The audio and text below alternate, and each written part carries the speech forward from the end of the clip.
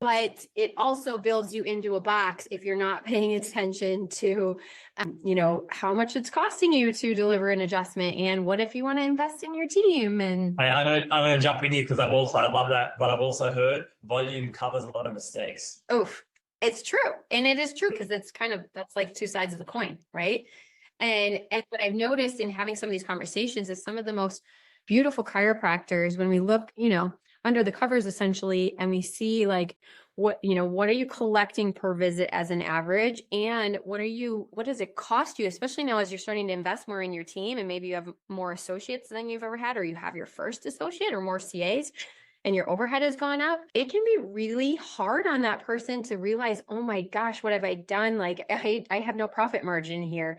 I'm serving a lot of people are getting care, but at the expense of my own health and well-being, because I can't take this thing to the next level if I don't have the profit margin there. So, it's a painful point, but it's one of those things, just like looking at your student loan debt. Like, don't ignore it, go look at it, find out how much it's costing you per visit, and then set an appropriate raise so that you get yourself out of this position where you might be hemorrhaging money on where your fee structure is at. Yeah, exactly. 100%. So we're going to do an episode in the future, guys, and we speak about, well, what percentage of your revenue, total revenue, should go to your rent, roughly? What should go to your marketing? What should go to your CAs? What should go to your associates? Depending on how your office is set up, right? We're not going to break that down today, but there is definitely, just I want you to know, absolute best practices of what percentage should be going to different areas of your business. And you've got to know those numbers. And in my experience, I would say over 90% of the practices have that incorrectly set up.